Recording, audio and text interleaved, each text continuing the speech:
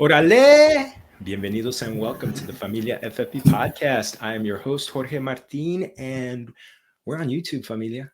Please give us a like and subscribe on the Familia FFB page. And actually, we got our guest today has been behind the scenes. He's been a big proponent of Familia FFB and gave me some great advice on going on YouTube and everything. But first off, hey, you know what?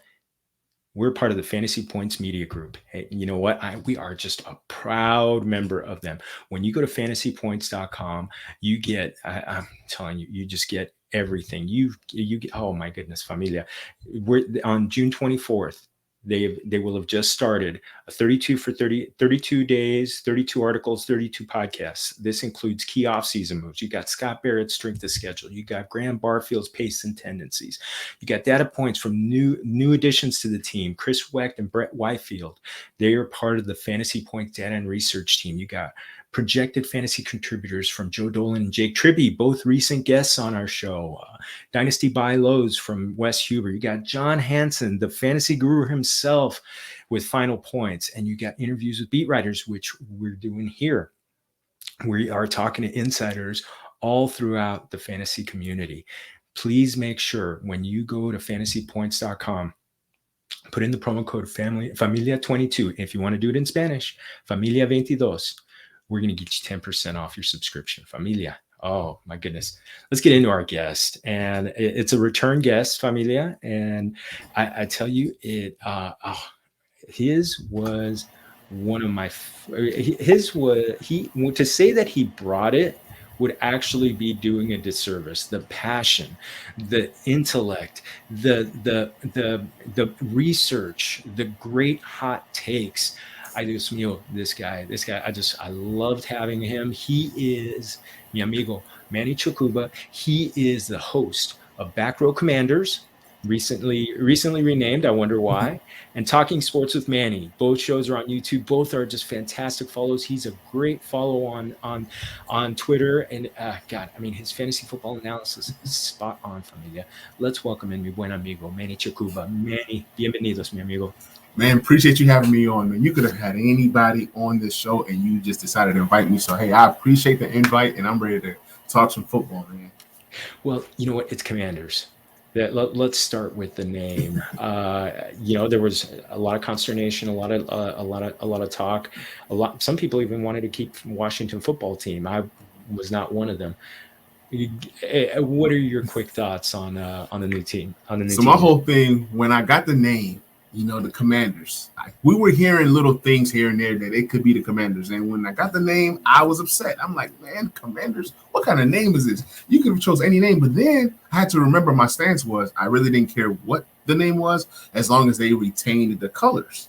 They did retain the colors. They do have some nice looking uniforms. They got some black ones. They got some all white ones, some burgundy ones. So they did some pretty cool things. But, the logo was a little lazy. It's a W. It's like, pieced together. Overall, the name is now growing on me. I'm not upset about the name anymore. It's more of like, with all the mess that Washington has been through the past 2-3 years, it's now a new name, a new rebrand, and a new front office, a new coach, a new president. So things are turning around, and I'm getting to like the name just a little bit more. Hopefully, as the years go on, the gear gets better, the branding gets better, the logo gets better. But for right now, it's the Commanders, man. Let's take command. Let's get it. Taking command. Well, I think I may have shared with you on Twitter that my choice was Warhogs, paying homage to the Hogs from the 80s. And, I do like it. It does have a commanding presence, commander in chief, you're right at the at the seat of power right there. Mm-hmm. You got the Capitol building, the Washington Monument not far, right. That they always show those in the distance. So, okay, I'll go with it. But you're right. Warhawk was nice, though. I would have been okay with the Warhawks, man. I would have been okay with the Warhawks, but, it is what it is. The thing is, now we're losing that HTTR, Hail to the Redskins. We're losing that, which was our favorite, the best hashtag, but which we lost when it was Washington football team. So I can't be too upset either. Now it's HTTC. They're trying to come up with some things here and there, but you can just never have that hashtag HTTR ever again. It was legendary. We had a song. Hail to the Redskins. So now, hail to the Commanders. I don't know, so we'll see what happens. The marching band is back. It is a new day in DC, so we'll see. How about you take out the, just hail to Commanders? So that works. That works. We might just hire you for that. You don't want me singing, my brother. You don't want me singing. Okay, maybe I'll co-host with you on a post-game show or something. Let's get that. But yeah, you don't want me singing unless it's somebody who doesn't have a normally good voice or something. Hey, if we win the Super Bowl, you can sing all you want, man. I would be a-okay with that. I'll be a-okay with that. Well, my hometown Rams won last year, so I'm good for a long, long time when it comes to that. And yes, we both have a shared fandom for the Lakers, so about a year and a half, I got real spoiled with them, the Dodgers, and the Rams. So I'm good. I'm good times. If it means a return to the great times of the 80s and 90s, it's making you and our buen amigo Robbie Johnson happy. Yes, sir. Yes, sir. Like two of my favorite. I was gonna say the R word, but two of my favorite Commanders fans. It's okay to say it every now and again. Every now and again is okay. I mean, it's going to be hard to get out your system. You know what I'm saying? It's Redskins. I mean, the rivalry between the Redskins and the Cowboys is what makes, America great. Make America great again. Get the Redskins back. I mean, is this still a rival? Is a rival still a rival? Redskins, Cowboys. Like, I mean, come on, man. You know what I'm saying? Like, come on.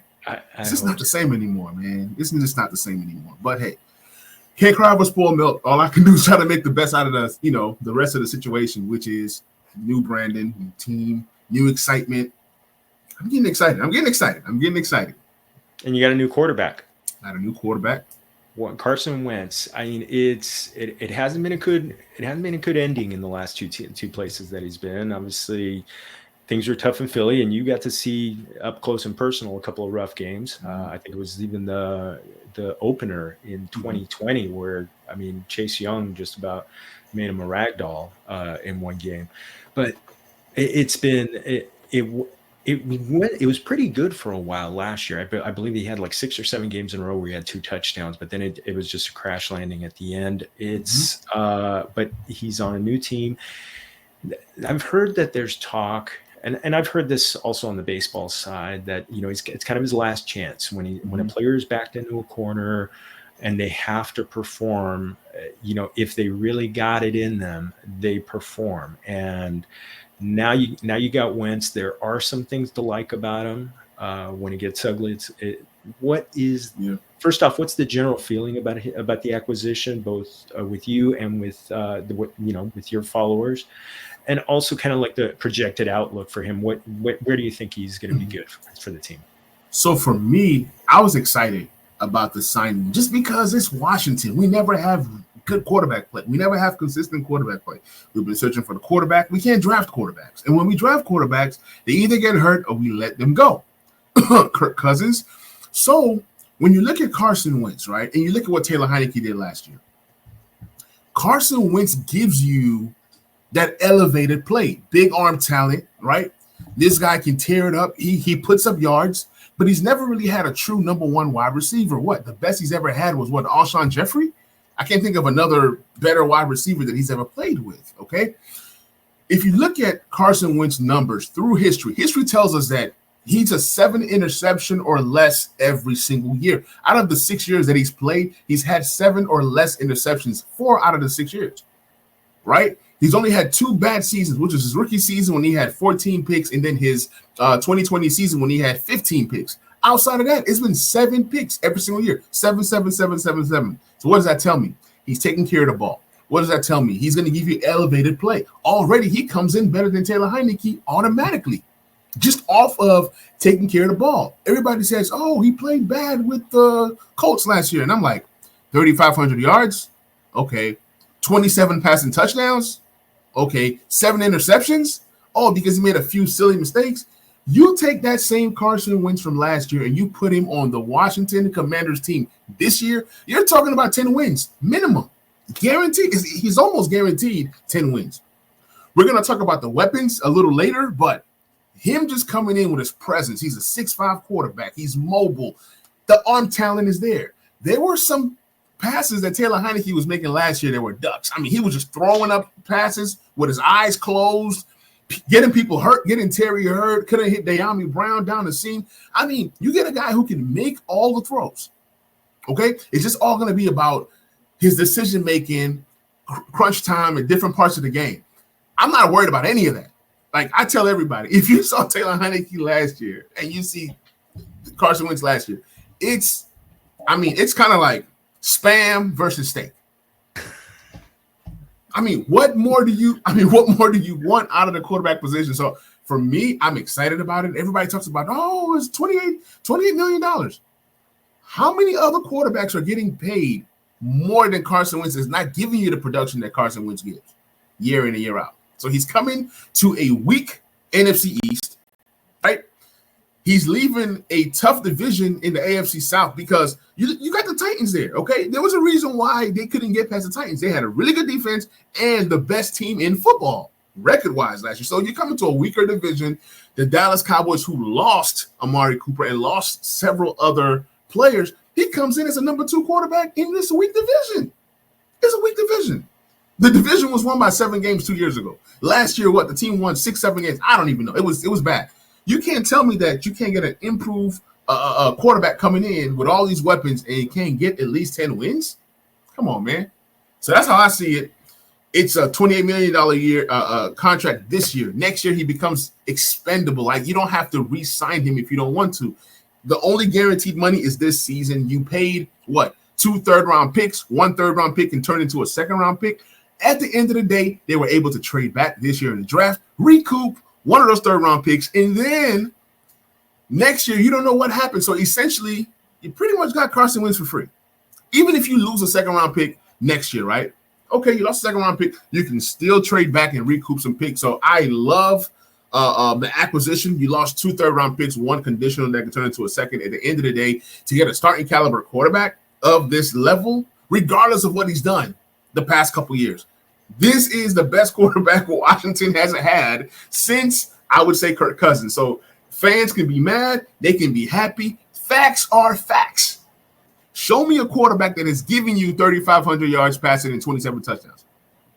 No. 27 touchdowns is something that does not come by in Washington. That's why I'm excited. I don't know. Derek Carr didn't do that. Derek Carr didn't do that with 4,800 touchdowns, 4,800 yards last year. That's what I'm saying. So it's like, people got to get excited. Look what he did. Okay, 27 touchdowns with the likes of, who was he passing to? When you look at the Colts, who was he really passing to? A bunch of guys. Exactly. So now you have a guy that's better than Michael Pittman. You have a supporting cast that's better than the other guys that he was playing with. You have tight ends. You have all these different things. Play call. You have the running game. You have the defense. It could be a really exciting season for Washington. But if he fails, you get out the contract and you lost nothing. It's a low-risk, high-reward type thing. And who knows? If he balls out of control, you got to bring him back and you make him – look, if you saw when the Titans went and got Ryan Tannehill, nobody really knew what to expect. Once he came into that situation and started to ball out, Ryan Tannehill needed a change of scenery. Oh, these are all good. These are all starting level type quarterbacks. Sometimes things just don't click. Everybody can't be Tom Brady. Everybody cannot be that next great GOAT type guy, right? It happens. At the end of the day, you have a starting caliber quarterback, a prototypical type quarterback, 6'5", big, can look over the pocket, can make the throws. He's not a jag. He's a really good quarterback. But time will tell what kind of season he's going to have. He can either come back and have a bounce back year, and they can re-sign him for another 2 to 3 years as that guy to bridge that next guy coming in to take over the reins. So whether it's Sam Howell, whether it's whatever they do in the draft next year, whether they find another guy, at the end of the day, teams have to realize it's okay to bench quarterbacks. It's okay to swap quarterbacks, regardless of where they're drafted. People just say, it's a quarterback. We're going to stick with this guy. Why? How come when a quarterback is playing bad, they never get benched, right? But when a running back is running and fumbles the ball or does whatever, he gets benched. But quarterback is the only position that, to build their confidence into, y'all deserve to get benched. You deserve to have a quarterback room. You deserve to have somebody who can come in and give a spark. I mean, it is what it is, but I'm excited about the situation. I think that Wentz is going to have a great season. If I had to predict what Carson Wentz can do this season, I'm looking at over 4,000 yards. Yes, we already run an offense, but he had 35 last year, 3,500. He can get 4,000 with the weapons that we have, with a wide receiver that's pissed off right now about not getting his money, which we're going to talk about a little later. I mean, everything lines up to where he can have a really good season. And I can see, I don't know if he gets 27 touchdowns this year, but he's done it 3 times out of his 6 years in the league. At least 25 touchdowns. The interception numbers might be anywhere between 7 to 10, but I don't see more than 10 INTs this year out of Carson Wentz. So just kind of looking, I don't, he's in that kind of like 15 to 25 range when it comes to rankings and everything like that. There's a part of me, it's the beauty of fantasy football is sometimes real life players don't look as bad for fantasy football. And like I said, I picked up and started Wentz during that hot streak where he threw 2 touchdowns in 6-7 games in a row. I look at him as a guy that may be playing the matchups. He might be a cheap play in DFS. I think he might be a guy that a second quarterback in Superflex. Maybe a guy that you want, maybe second or third quarterback. I got him in like round 16 of an underdog best ball draft yesterday. Wow. And I already had Terry McLaurin and Curtis Samuel on the team. And I'm just like, I'll take, if he blows up and those guys go up, I'm okay. And I got him absolutely 16 out of 18 rounds. So that to me is the thing. I think he's a guy that could surprise. I like Scott Turner. I think Ron Rivera is a guy, and is a guy he's a good players coach, but he's not. But like you said, he's not gonna put up with any stuff. And right. It's 2 guys. It's a coach and an offensive coordinator who have no ties to him previously. So there's no diapers. Right. No. Yeah. There's no messing around. But I want to look at the running backs. I'm really intrigued by what you think of the running back room, because you had Antonio Gibson, who had a lot of touches last year in the second half of the season, even though he was battling I believe it was a shin, right? An injured shin. J.D. McKissic was out for a chunk of the season. Now it looks like he's gone. He's back. And I remember last year you didn't love him, and then you got added Brian Robinson. But before this, I got to give you a shout out. All right. I think I may have tweeted at you. Week 17 last year, Antonio Gibson is out. Yep. I had Manny in my brain about 3-4 weeks earlier. Pick up Jarrett Patterson. Picked him up, started him week 17. 20 points. Won my championship. Yes, scored a touchdown right off the bat. I was like, had a great. So muchas gracias for that. Man, no problem. I want to know. It seems like with bringing back J.D. McKissic, with the addition of Brian Robinson, who a lot of scouts really. I mean, he's a talented player. What does this say for, number one, what they think about Antonio Gibson? And I'm kind of hearing running back timeshare a little bit on this one. I got an interesting take for you. You may like it, you may not like it. Everybody who's listening may or may not like it. This is just how I feel, and I don't care I don't care how you feel, okay? Here's what's going to happen. Antonio Gibson is not a real running back. He is still learning the running back position. He led the NFL in fumbles last year. That's a problem. That's an issue. Ron Rivera, from the beginning of time, said, we're going to go after running back. And everybody's like, oh, whatever. When they brought in Kenneth Walker, who I really wanted in the draft, when they brought him in for a visit, they thought, oh, it was just fluff. Oh, whatever. It's just, nah. They were really looking at running back. And they would have taken him in the second round, but they had a need for a defensive tackle, which we're going to talk about a little later. But here's how I see this whole thing shaking out. I think that Brian Robinson, he's going to be in a 50-50 timeshare this year with Antonio Gibson. Antonio Gibson has to have the season of his life to stay relevant in Washington. I love Antonio Gibson. I love him. I want him to succeed. I want him to do well. But I think it's going to be better for Antonio Gibson going forward to not carry the ball as much as he carries the ball. He's still learning the position. He's not your bell cow, okay? We enjoyed it for the first 2 years just because they didn't have anybody else, right? That was capable of carrying the ball 150 times. Okay. So this season, you have a true running back in Brian Robinson Jr., who I love. I am snagging this guy in every single dynasty draft that I can. Sometimes in the rookie drafts, I'm grabbing this guy 205, 206, 207.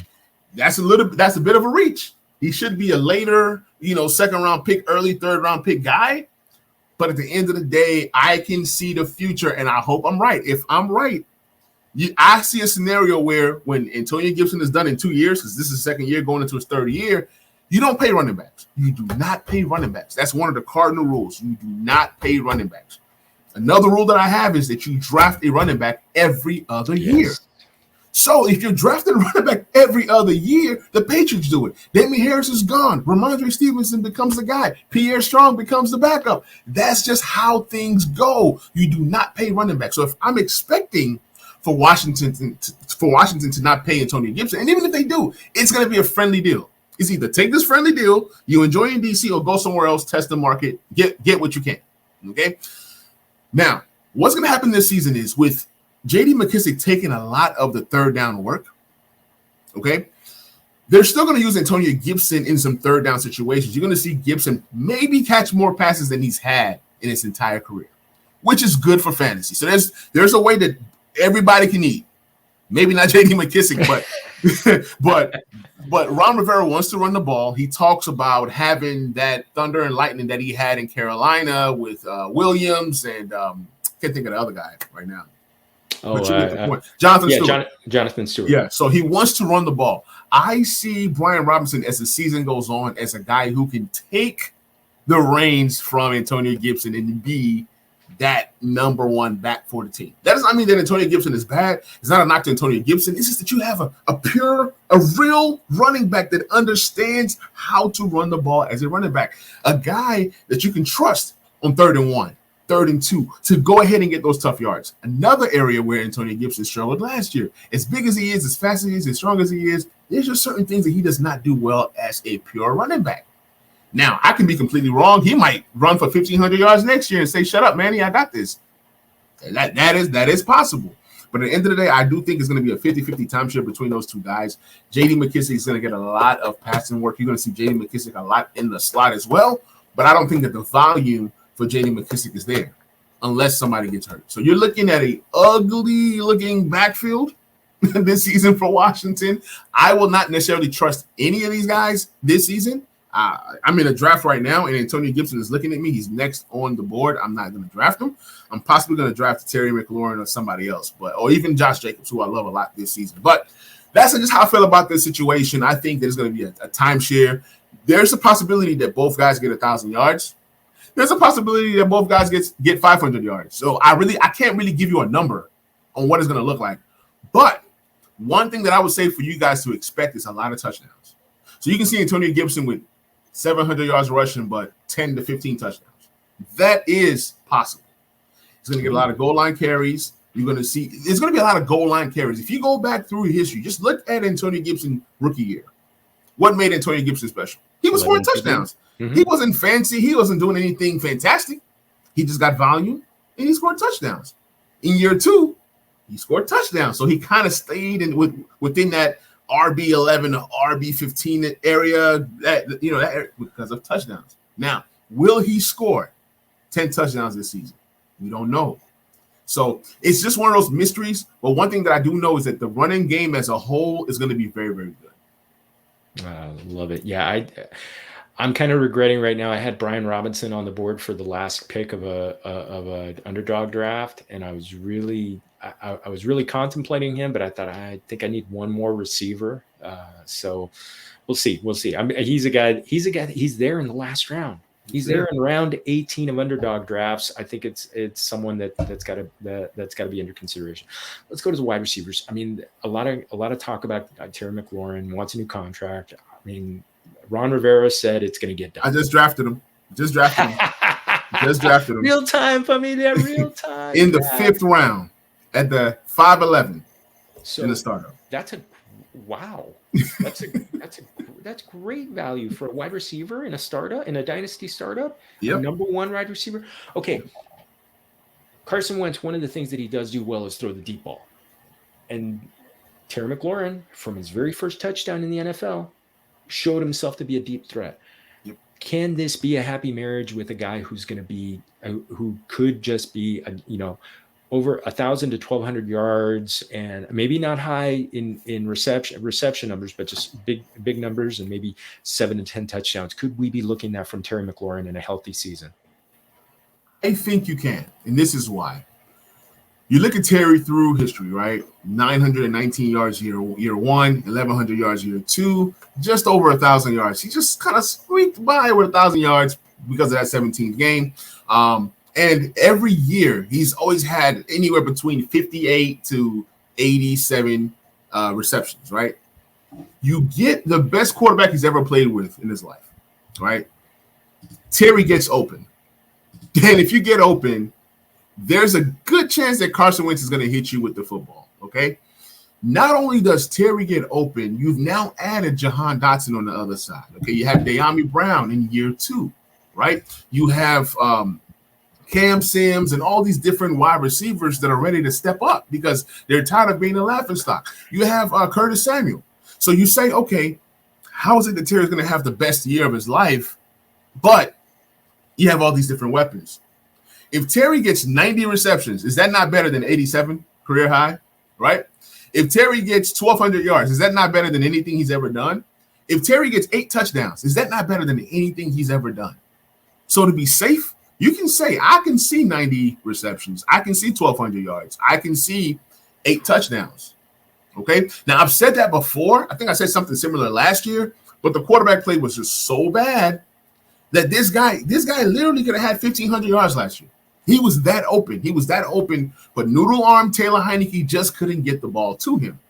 So now you have better weapons around him. I dare you to double team Terry. Jahan is going to eat. Ooh. Curtis Samuel is going to eat. You know what I'm saying? J.D. McKissick is going to eat out the backfield.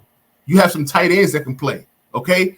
And I even got a sleeper tight end for you that you should be stashing in all your taxi leagues, taxi spots in fantasy. I'm going to give you that when we get to tight ends. But I do think that Terry has a great season this year.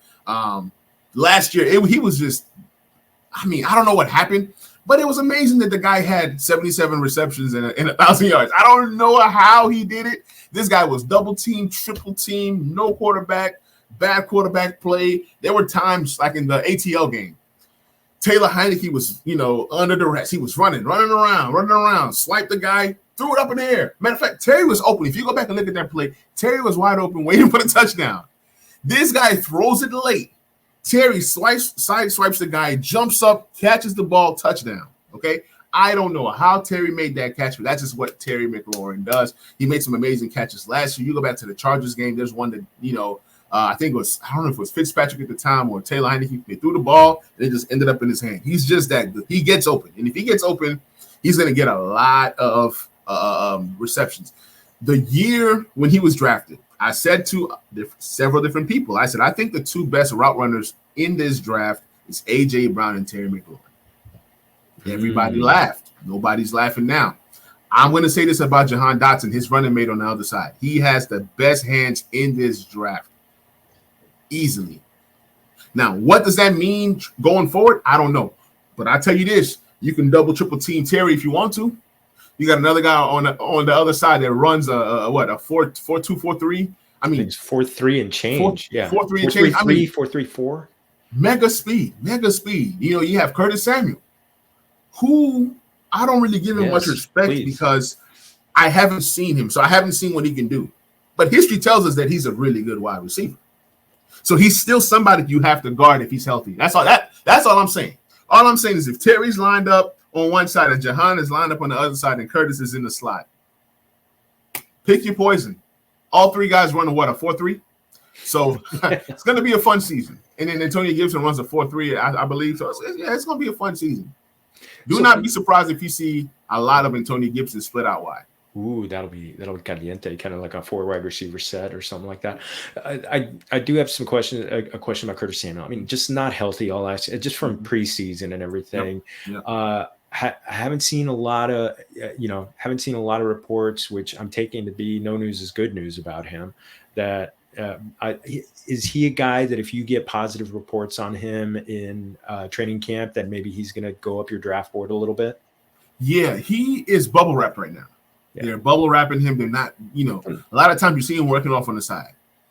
They're just kind of scared because last year, this time is when the whole mess started. It just lingered and lingered and lingered. So, what is OTAs? What is mini camps? They don't care about that stuff. They just want to know, do you understand the offense? Do you know the offense? I will not be surprised if he doesn't do much in camp. But you're going to see him in preseason. He might just play one preseason game. Like right now, they're just trying to make sure he's fully healthy and understands the offense and he understands where he needs to be. If he's healthy, you got a nice wide receiver 3. If this team wants to be a passing team, they literally can. They literally can be a passing team if they wanted to. But I think they want to run the ball some. They want to kind of balance it. If they throw 30 times, they want to run 30 times. If they throw 25 times, they want to run 30. I mean, they want to have some kind of balance, but I believe there's enough targets to go around, especially with Logan Thomas. Yeah, please. Being out a while. So yeah, because he got hurt at December, and I would recommend. I had Dr. Wimporras on the show about a month and a half ago, 2 months ago, and we talked about late season ACL injuries, and he is very much on. It's at least 9 months. Mm-hmm. Most of the times it's at least 10 to a year before they're back. And he got hurt in December. Mm-hmm. So I'm glad that, I've seen so much injury optimism lately that I'm just trying. It needs to calm down because I think we'll see that. I think we'll see that he's going to be quiet. He's going to be sitting down. Right. And we know what he is when he's there. He's a top 10 tight end. Who's that sleeper that I need to know? Please. Before. All right. So there's 2 guys. Okay. The first guy is John Bates. He's not a secret. Everybody knows who John Bates is. And it seems the team loves John Bates. He's a good blocker. He's a capable receiver. Okay. His strength is blocking, but he can catch the ball. And we know that Carson Wentz loves the tight end position. Anywhere he's ever been, go look at the tape. Go look at the numbers. Look at how many times he targets his tight ends. But the guy, here's my sleeper. The guy that I'm most excited about that nobody really knows about is Cole Turner. Ooh. Cole Turner, 5th round pick from Nevada. Just check his tape, check his highlights. This guy right here, he's a giant, okay? He likes to high point the ball, so you can throw it anywhere, and he's going to come down with it, okay? He's going to be a guy that's going to be in some red zone packages as a rookie. People don't know this. Scott Turner is pretty much upset with me right now, dropping some of these gems because now teams, once they watch the show, teams will be looking out for Cole Turner. Like he runs some crispy routes. He's not a fast guy, but he's your prototypical type tight end. Okay, he's big, he's strong, he looks like an NFL tight end. I mean, you throw it up, he's gonna go get it. So that's my super sleeper. He's a guy that I'm getting in the 5th round, last pick. Just take it, or I go pick him up right after the draft because nobody's drafting him. People usually don't grab these tight ends in rookie drafts just because you feel like it's a waste. But in tight end premium leagues, I am grabbing this guy and I'm stashing him in my taxi, especially when you can stash a guy for 3 years. He's in my taxi. Eventually, I think he's going to be part of this offense in a big way. As Logan Thomas slows down, he will be the guy that, step up. They're very high on Bates. And if you look at Washington as a whole, when it comes to the tight end position, you have Logan Thomas, who's hurt. So he might start the year on the PUP list. We don't know. If he does, it does not sound like they're bringing in a veteran. I think they're going to rock with what they got. So if they're going to rock with what they got, you got year 2, John Bates, and you have year 1, Cole Turner, and then you have year 2 in Simmons Reyes, who's more of a blocking tight end, but he had that basketball background as well. So you have a really young tight end group. Everybody's year 2 or below. And, I mean, there's targets to go around. There's opportunity to go around. So I would say pick up Cole Turner, pick up John Bates. If you got a taxi, stick them both in a taxi. That's what I've done because I don't know who's going to be the guy, especially if Logan Thomas is not ready. going into the season. And I believe that one of these two guys, one of them is going to pop off. We know that rookies don't really do much, but if you can get Pat Frymouth type rookie season out of your tight end, you're excited about that. You're excited about that. I mean, if you have a tight end that's capable of getting you 6 to 7 touchdowns, you're excited about it because that's how great things start. You know, tight end position is so tough. It's so hard. It's a position where you really don't know what you're going to get, especially out of the tight end position. It takes them a while. By year 3 is when you see like a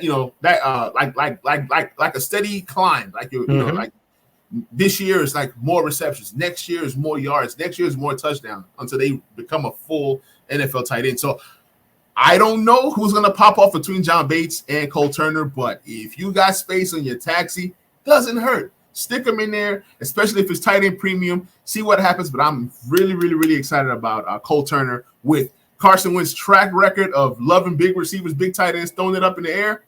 I'm telling you, just check out the preseason game. It could get really exciting.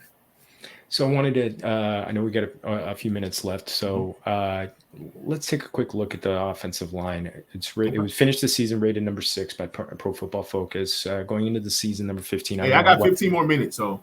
Okay. Yeah. Oh, okay. It's all good. All right.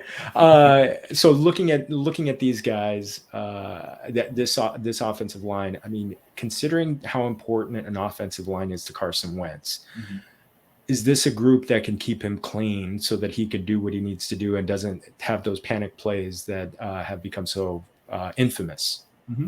John Matsko, offensive line coach, one of the best in the world.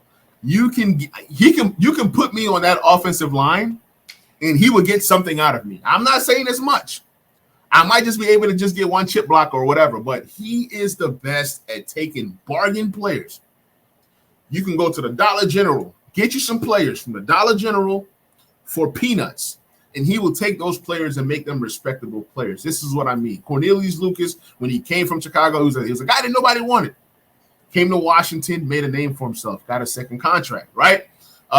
Charles Leno. Yes. Charles Leno? Charles Leno. Another guy. He was cut because Chicago drafted a younger kid, another guy who's supposed to come in, step up, blah, blah, blah. You cut Charles Leno, he comes here, and he's a top 10, a top 15 left tackle in the league, and a guy that you just picked up from the streets around this time last year.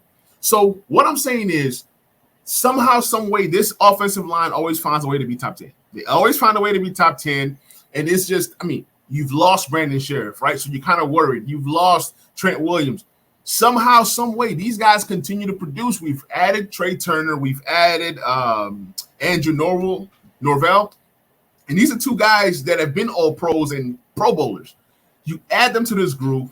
You have one of the best backup guards, one of the best swing guards in Wes Schweitzer. This guy can play center. He stepped in and played center for us. He was our 4th or 5th string center, and he stepped in and did not miss a beat. So you have a guy that plays all 3 positions, both guard spots and center. You have a swing tackle in Cornelius Lucas. You have the young kid Samuel Cosme that you drafted in the 2nd round a couple years ago. So this team, they are excited. They want to hit some people. They want to run the ball. They want to create some holes for Gibson and Robinson. But at the same time, I think they have enough to keep Carson Wentz upright. I really do. And I think that this year, even without Brandon Sheriff, this year, I think the interior offensive line is better than it was last year.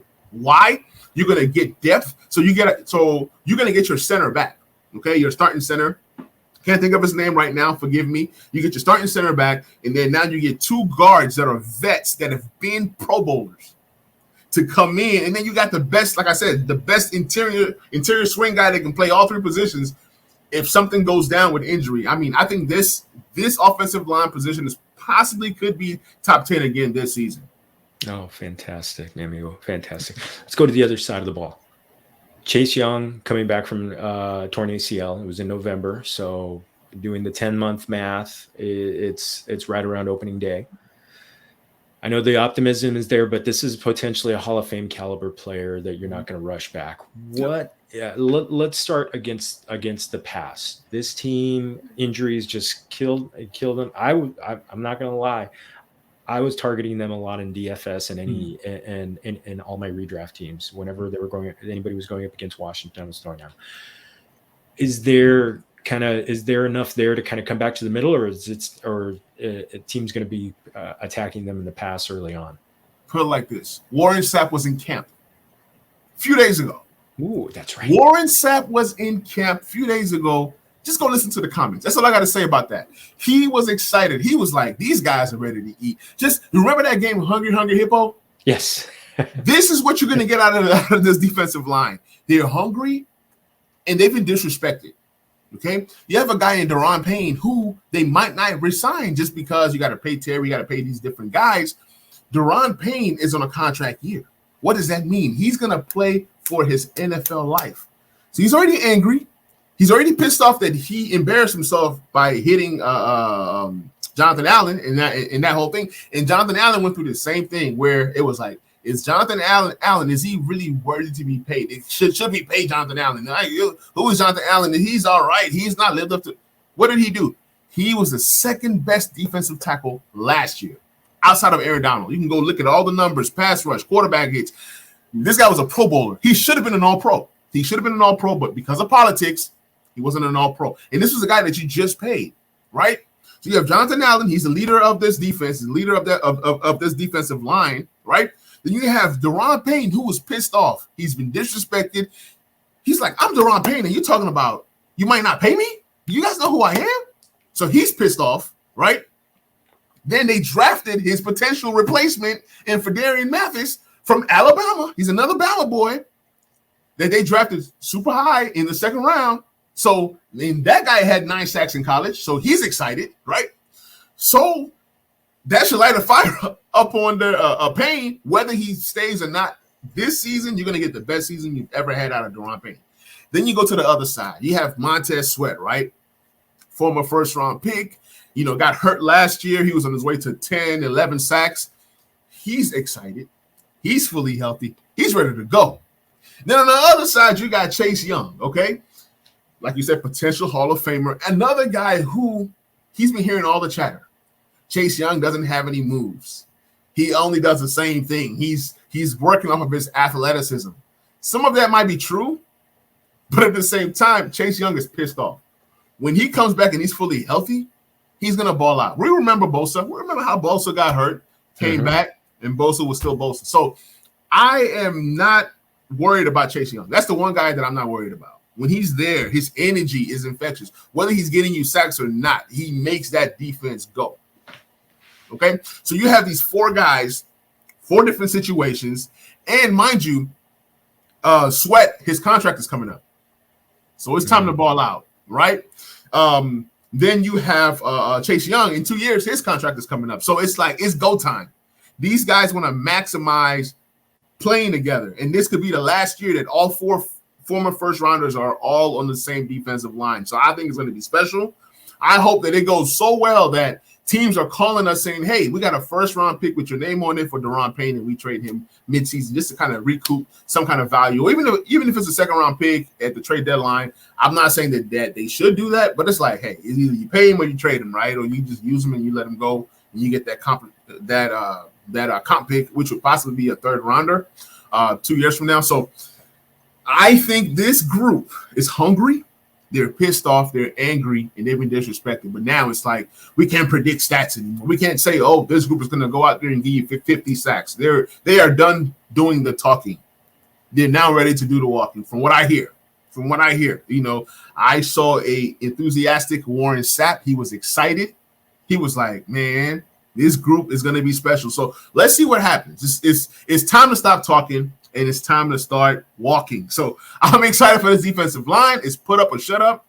That's how I see it. I don't care about the former first rounders, blah, blah, blah. It's time to hit some quarterbacks. We're hungry. And when you're hungry, what do? You eat. So let's get it. How are the DBs? The DBs are interesting. Here's how I look at it. You have Kendall Fuller, who had a decent year last year. He was better in the slot, but then he played outside and excelled outside, right? Then you have Benjamin St. Juste, a guy they drafted in the 3rd round, and I like him a lot. He's a press man corner, big corner. But guess what? This year, I'm hearing rumblings he's going to play on the inside. So you have Fuller outside where he succeeded. You're going to have Benjamin St. Juste in the slot. And then you have William Jackson III on the outside.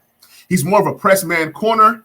That Jack Del Rio keeps running the zone, which I don't know what Jack Del Rio is doing. If he's not talking rubbish, he's just not coaching right. So hopefully he uses these guys to their full potential, because if you do, like when you have this hungry defensive line, it's only going to help these corners. The corners are good enough to make plays. The only thing that I worry about the corners is that what's the depth outside of these top three corners for us? You know, you have a guy in McTire who was there last year, great story in camp, was balling out of control, then got hurt for the season. So then you have a 7th-round rookie that you drafted. We don't know what he's going to do. So I'm not putting much hope. I'm not putting my hopes and dreams in that 7th-round rookie. But one thing I can say is that Ron Rivera and co do know how to find these guys. They found that safety. They found that safety in the 7th round. You know what I'm saying? I'm not going to say his name, but y'all know who I'm talking about. So, you know, it's just what Ron Rivera does. It's just what Ron Rivera does. I think the cornerback group is going to be really, really good this year. They're going to have a lot of tough receivers to, you know, go out there and play against. So it's going to be interesting for sure. Oh yeah, up and down even up in New York. I mean, you got a couple of young kids that could be making some noise, and Kenny Golladay probably wants to do something. Obviously, CeeDee Lamb with the Dallas Cowboys. You got AJ Brown and Devonta Smith at Philly. Yeah, you got me fired. You guys got me so fired up for football. I love doing this series because I've just been getting so much great insight. Just one last thing, you know, you talked about the pass rush against the run. Is this could this still be a pretty formidable group? Yeah, because what Ron Rivera loves to do is they love to attack the quarterback. On the way to the quarterback, you stop the run. So you have these guys going downhill. They're always eating. They're always looking for tackles for loss. And it's a stat that people don't really get to really understand or even take note of. But they are big on tackles for loss. They go after the quarterback. And on the way to the quarterback, if a running back just happens to have the ball in their hands, they're hungry. And when you're hungry, you eat. So I think it's going to be a good defensive group. In those leagues where you do get to hold your, you know, DSTs, I do have Washington's DST, and I'm going to be drafting them with the last pick of every draft, because people are going to say, oh, this team didn't play well, same Washington, but all right, just leave them for me. I'm gonna grab them. Where this defense can be special is if everything comes together and they're able to generate turnovers. That's where it gets special. And I think with the addition of a good running game makes the defense better. Why? Because the defense is much rested. And when they're coming out there, they're in attack mode. So they're gonna, it's like a pairing thing. Like if the defense is good, the running game is good. That means you're playing with the lead. So I'm hoping that we're playing with the lead a lot in the fourth quarter, because that's when you're going to see these guys really unleash, getting after the quarterback, trying to create some havoc. If they can create turnovers, I'm telling you, it's going to be fun. It's going to be a fun time in DC. So I got one fantasy question before we close up shop. What is your draft strategy? Do you go robust running back? Do you go kind of hero running back, zero running back in a single quarterback league? Kind of what are you going after? You know what I do? I take a shiny quarter. It has to be a shiny quarter. And I go, boom. All right, we're going to do the running back strategy. No, like each draft is different. I kind of go with the flow and kind of see what people are doing. Like I am in a creators league right now. I don't know if you are in the creators league. I'm in the Creators League in the Blue Division, and so far, I never get Najee Harris, right? I got Najee Harris at 111. Then I just kind of let everything kind of swing through. When it swung through, Cooper Kupp was looking at me like, what's up? So I grabbed Cooper Kupp next.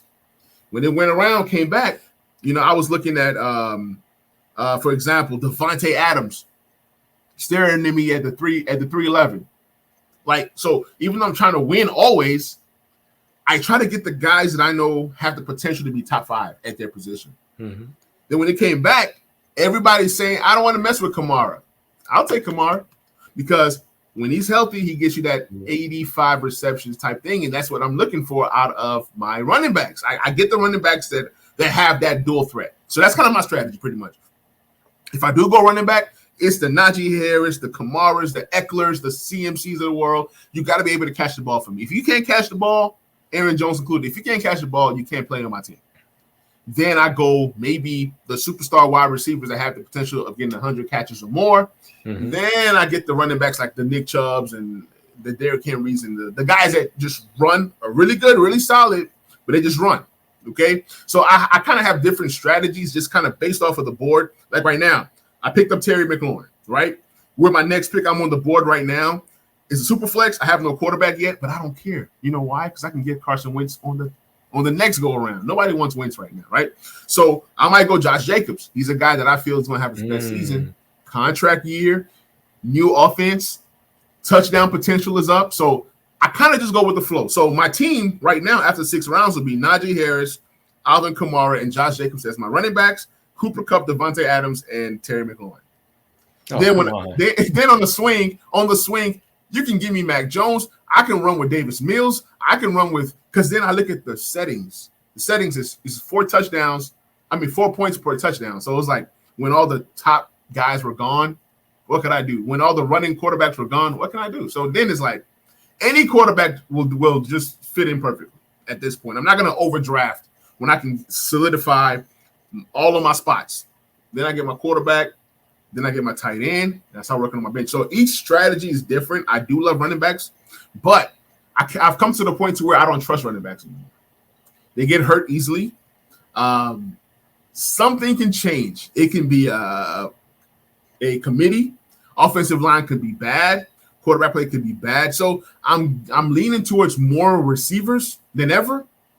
Getting like the Cooper Kupps, the Devontae Adams, the Tyreek Hills, the Stephon Diggs. You get those guys, you get 3 or 4 of those guys, and you know what you're getting. Right? Everybody said, oh, Stephon Diggs is going to have a bad year this year. Oh, regression. He ended up like, what, wide receiver 7? Are you kidding me? Like the same Stephon Diggs and nobody wanted, right? So each year is different. I don't come in with like, oh, I'm going to do this because that's how I've messed up before. I kind of go with the flow. I study everybody. And I'm like, they were in the chat saying, hey, nobody's trading in the blue division. I said, you know what's happening? Yo, you guys are letting gold fall to me. So why should I trade? So everybody got mad. I mean, come on, man. Najee Harris, Cooper Kupp, Devontae Adams. Why should I be trading when you guys are letting all these gems fall? I know it's super flex. I know it's tight end premium. But at the same time, I'm getting the value. So my goal is get the value when you can get the value and get as much of the value when you can get the value. Value always. Love it, mi amigo. Oh, this is awesome. This is awesome. I could talk with you for days, but I know you got kids to get to and you got a regular life to get into. So I'm gonna put a little ticker below, but please pump everything that you got.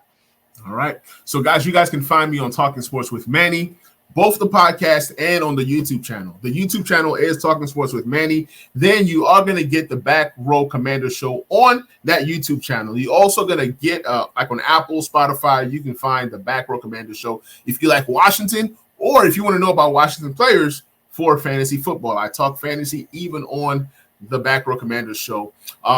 Also, follow me on Twitter at Manny Chokuba. I drop lots of gems. I drop trade scenarios. I give tips here and there. I talk basketball. I talk football. I talk fantasy. It's like a buffet when you come to my spot. Grab what you want to eat, grab you a good drink, and do what you do. You don't have to take everything. So don't say, I'm not going to come to Manny because he's a Lakers fan, okay? I do talk about every team. Matter of fact, there was a trade that just went down just a few minutes ago. You know what I'm saying? So just come mess with me, man. I love to talk sports. That's the whole thing. I will talk sports with anybody. Even if I don't like you, at least I'll talk sports with you. Well, I like you. I like you, man. You're the guy. You're the guy. Mi amigo. You are mi amigo. Mi compadre. Love it. Familia, we're going to close up shop. Hey, you know what? Make sure when you're going to fantasypoints.com, get that 10% off when you put in Familia 22. We got you covered on that. Get your subscription. this is the money time to start get into everything. Oh my God, you get so much great stuff. fantasypoints.com, Familia 22. I got you covered, Familia. Make sure this NFL Insider Series is caliente. You know what? People are coming back. People like Manny, and it's just been given some straight knowledge and just giving us that inside look that we don't normally get if that's not our hometown team. You make sure you're following me on Twitter at Jorge Martin 17. I'm pushing everything out there. You can go at Facebook, Twitter, Instagram. You can also go to Familia FFB, and also don't forget Apple, Google, Spotify. Go to Familia FFB there. Again, on YouTube, give us a like and subscribe, por favor. We're getting close to 100. And again, I want to give a big thanks to Manny for the advice on how to get those YouTube numbers, because they have been climbing. It's because of this series. Muchas gracias, everybody. Remember, todos somos familia. Salud. And otra vez, muchas gracias to our invitado. Salud.